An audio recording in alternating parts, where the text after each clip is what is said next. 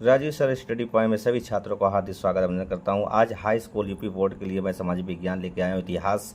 जो पहला ही चैप्टर में आज बहुविकल्पी प्रश्न जितने भी इंपॉर्टेंट क्वेश्चन होते हैं सारे इंपॉर्टेंट क्वेश्चन मैंने डाल दिया हूं। यूरोप में राष्ट्रवाद का उदय कैसे हुआ, सारे बहुविकल्पी प्रश्न 1, 2, 3 नंबर जरूर पक्का मिल जाते हैं। इतने ही पढ़ लीजिए, 100% मेरा दावा है कि आ जाएगा। दोस्तों चलता हूँ। फ्रांस की क्रांति कब हुई दोस्त? तो सबसे बड़ी बात होती है फ्रांस की क्रांति जो है 1789 ईस्वी में हुई थी। ये आपका क्वेश्चन आपका सही है दोस्त, 1789 ईस्वी में हुई थी। देखा जाए तो कई बार क्वेश्चन एग्जाम में आया भी है, कहीं ना कहीं देखा जाए परीक्षा की दृष्टि से बहुत मजबूत क्वेश्चन है। ये 2022 में भी आया, देखिए 20 में, 22 में और 23 में लगातार ये दिया है। तो ये उम्मीद रखो कि 24 में भी आने की संभावना है, क्योंकि 2024 के ही पढ़ा रहा हूँ, 2024 के लिए, और 100% है कि ऐसे ही क्वेश्चन आपको पूछ सकता है। तो देखा जाए तो यंग इटली सोसाइटी के संस्थापक किसे माना जाता है? ये क्वेश्चन देखा जाए तो बहुत ही अच्छा है। यंग इटली की हम बात करते हैं तो आप बताइए दोस्तों कौन सा होगा? गैरीबाल्डी होगा, बिस्मार्क होगा, काबुर होगा कि मैजनी होगा? फटाक से बताइए देर न करते हुए। तो ये कौन सा है आपका? तो मैजनी होगा। मैजनी बहुत ही देखा जाए पर इस समय यंग इटली में बहुत ही भूमिका निभाया था। तो इस कहीं ना कहीं देखा जाए तो इस संस्थापक मैजनी ही साहब है। अब आता है क्वेश्चन, ये पूछता है राष्ट्रवाद का प्रारंभ किस देश में हुआ? ये क्वेश्चन आया भी है 2022, देखो 20 में आया है, 23 में आया है। तो कहीं ना कहीं एक साल गैप करके आया है, ये 2 साल गैप करके आया है। राष्ट्रवाद का प्रारंभ किस देश में हुआ है? 2020 में भी आया है, और देखा जाए तो 2020 के बाद आप देखिए तो 2021 में भी आया, 22 में भी आया है। तो ये 100% आप रख लो, ये 24 में आना निश्चित है। एक तो कुल मिलाकर देखा जाए दोस्त, ये कौन से? फ्रांस है, भारत है, जर्मनी है, इटली है। तो इसमें कौन सा होगा राष्ट्रवाद? राष्ट्रवाद देश किस, मतलब राष्ट्रवाद की सबसे पहले किस देश में प्रारंभ हुआ? तो आप सब जानते हैं दोस्त, ये फ्रांस में हुआ है। अब अगला आ जाते हैं क्वेश्चन, चौथा क्वेश्चन हम लेके आए हैं। इटली का एकीकरण में, मतलब इटली का एकीकरण में नेतृत्व में किया था कौन? कौन किया था नेतृत्व? आइए देखते हैं दोस्त। तो सबसे बड़ी बात है कि नेतृत्व की हम बात करते हैं तो देखिए, जोसेफ गैरीबाल्डी हैं, ऑटोमान बिस्मार्क हैं, या नेपोलियन है, या विलियम प्रथम है। तो इसमें कौन हो सकते हैं? आप बताइए मित्र जी, फटाक से बताइए देर ना करते हुए, क्योंकि ज़्यादा समय हम लेना नहीं चाहते हैं। आप फटाफट बताएं ताकि आपका आंसर भी मिल सके। तो चलिए देखिए, तो आपको ज़रा ध्यान दीजिए, यही है जोसेफ गैरीबाल्डी साहब हैं। अगला 5वां क्वेश्चन हम लेके आए हैं मित्र। तो देखा जाए तो जोसेफ, ये आपको नहीं पता है? अरे सॉरी, इटली का एकीकरण किसके नेतृत्व में किया था? तो देखा जाए तो जोसेफ गैरीबाल्डी साहब थे। ये आपका क्वेश्चन था। अगला क्वेश्चन हम लेके आए हैं स्क्रीन पे, देखिए। अगला क्वेश्चन है मित्र कि फ्रांस की देखिए पूछा है कि मैंने यहाँ क्वेश्चन गलत कर डाला, तो कोई बात नहीं है। फ्रांसीसी राज्य में क्रांति का फलस्वरूप क्या होता है? ये मैंने यहाँ गड़बड़ कर दिया हूँ। ये थोड़ा से इसमें था, क्वेश्चन क्या था ये मैं आपको लिख दे रहा हूँ। 1848 में फ्रांसीसी राज्य क्रांति का फलस्वरूप क्या था? 2020 में भी आया है। निरंकुश राजतंत्र की स्थापना होगी, सीमित राजतंत्र की स्थापना हुई, सैन्य शासन की स्थापना हुई, गणतंत्र की स्थापना हुई। इसमें मित्र बताइए क्या हो सकता है? फ्रेंड बताइए दोस्तों, इसमें आपका जो होगा ये वाला आपका क्वेश्चन सही है, गणतंत्र राज्य की स्थापना हुई थी। और देखिए अगला क्वेश्चन की हम बात करते हैं। अब आ गए स्क्रीन पे लेके 6वां क्वेश्चन हम आपको लेके आए हैं। 6वें क्वेश्चन है, फ्रांस में गणतंत्र की घोषणा किस वर्ष हुई थी? तो मित्र 2020 में ये क्वेश्चन आ चुका है, आप देख सकते हैं स्क्रीन पे। और देखा जाए तो सबसे बड़ी बात है, फ्रांस में गणतंत्र की स्थापना कब हुई थी?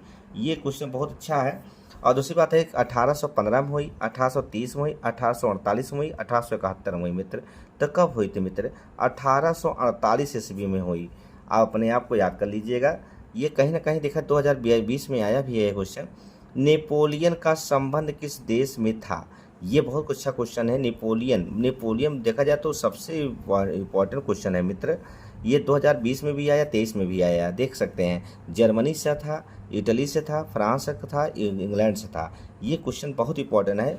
लगभग देखा जाए तो ये क्वेश्चन सब हमेशा परीक्षाओं में आते भी हैं मित्र, मगर इसमें आप ध्यान दीजिए मित्र कि ये कहीं ना कहीं एक देखा जाए तो ये क्वेश्चन बहुत ज़्यादा इंपॉर्टेंट है। तो ये आप क्या मारेंगे? फ्रांस से, जर्मनी।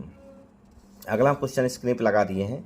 तो देखा जाए तो देखिए 8वां क्वेश्चन है, आपका बात कर रहे हैं 8वें क्वेश्चन की हम बात कर रहे हैं। तो 8वां क्वेश्चन कौन से हैं स्क्रीन पे आप जरा देखिए मित्र, ये देख क्या रहे हैं आप। देखिए जर्मनी के एकीकरण की मुख्य भूमिका किसने निभाया? 2021 में आया, 22 में भी आया। तो देखिए मित्र, तो नेपोलियन निभाया कि ऑटोमान बिस्मार्क है, जियोसेपे के, इनमें से कोई नहीं। ये क्वेश्चन बहुत अच्छा क्वेश्चन है, आप फटाक से जल्दी से बताइए क्योंकि समय न लेते हुए डायरेक्ट उत्तर बताइए। तो इसमें देखा जाए तो कौन सा क्वेश्चन आपका होगा? तो देखिए आप जल्दी जल्दी बताइए भाई, देर न करिए। हाँ दे और इसमें ऑटोमान बिस्मार्क हैं, ऑटोमान बिस्मार्क हैं, ये आपका उत्तर सही है। नेपोलियन बोनापार्ट की पराजय कब हुई? बहुत बढ़िया क्वेश्चन है मित्र, ये बहुत बढ़िया पराजय क्वेश्चन है कि नेपोलियन की हम बात करते हैं, नेपोलियन बोनापार्ट की पराजय कब हुई थी? तो बताइए मित्र, कौन सा कब बताएंगे आप? 1814 में, 1815 में, कि 1816 में, कि 1817 में? कब हुई थी? तो देखिए 1815 में मित्र। तो 1815 में नेपोलियन की क्या हो जाती है? पराजय हो जाती है मित्र। अगला क्वेश्चन है 1789 में फ्रांस की किस प्रकार राज्य था? किस प्रकार राज्य था? असीमित राजतंत्र था, सीमित राजतंत्र था, गणतंत्र, प्रजातंत्र राजतंत्र था, असीमित राजतंत्र था? तो कहीं ना कहीं देखा जाए तो ये क्वेश्चन 2 बार रिपीट हो गया, ये मैंने शब्द लिख दिया, इससे कोई दिक्कत नहीं होती है। आप क्वेश्चन बताइए मित्र, तो कौन होगा? तो देखिए असीमित, सीमित, प्रजातंत्र, इतने बताइए, तो 2 बार हो गया है मित्र। 10वां क्वेश्चन की हम बात करें तो इसमें आपका देखा क्वेश्चन कौन सा सही होगा, फटाक से बताइए, आप भी थोड़ा मेहनत करिए। तो ये असीमित राजतंत्र था, मतलब कोई राजतंत्र का कोई ताल्लुक नहीं होता था, राजतंत्र था, मतलब को जो जैसे था वैसे अपने अपने, मतलब मैंने इसकी बताया था, फिर वीडियो भी डाला था फ्रांस की क्रांति, आप चाहें तो आप मेरे वीडियो लिंक में जा सकते हैं, देख सकते हैं। निम्नलिखित देखिए अगला, निम्नलिखित में से कौन सा देश केंद्रीय शक्तियों में सम्मिलित था? तो ब्रिटेन था, फ्रांस था, जर्मनी था, रूस था। बहुत बढ़िया क्वेश्चन है, 2022 में आया है।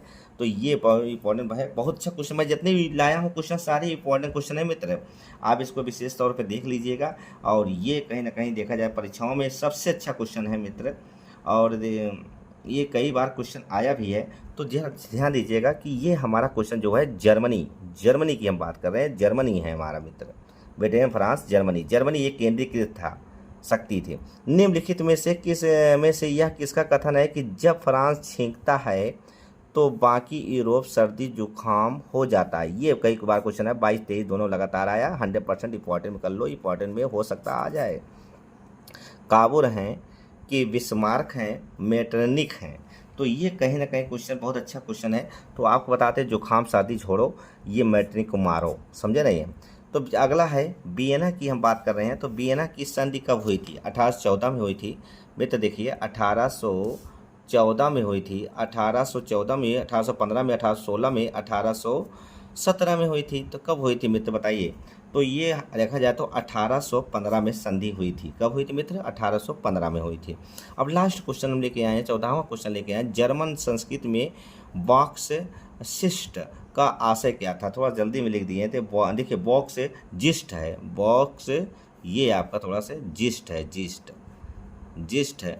बॉक्स जिस्ट का आशय क्या होता है? ये क्वेश्चन आया भी है, इसलिए मैं कह रहा हूँ कि ये कि राष्ट्र है, संविधान है, कि आम जनता है, कि संसद है? तो इसमें आपका आम जनता है मित्र। कैसा लगा वीडियो? अगर अच्छा लगा दोस्तों, मेरे फ्रेंड, अगर अच्छा लगा हो तो तुरंत इसको लाइक और सब्सक्राइब करिए, अपने दोस्तों को बताइए और कमेंट के माध्यम बताइए अगर अच्छा लगा हो तो, और मैं वीडियो लेके आता हूँ। क्योंकि लाइट जल रही है, लाइट के कारण से कीड़े मकोड़े टहल रहे हैं, इसके लिए क्षमा चाहता हूँ। बहुत बहुत धन्यवाद।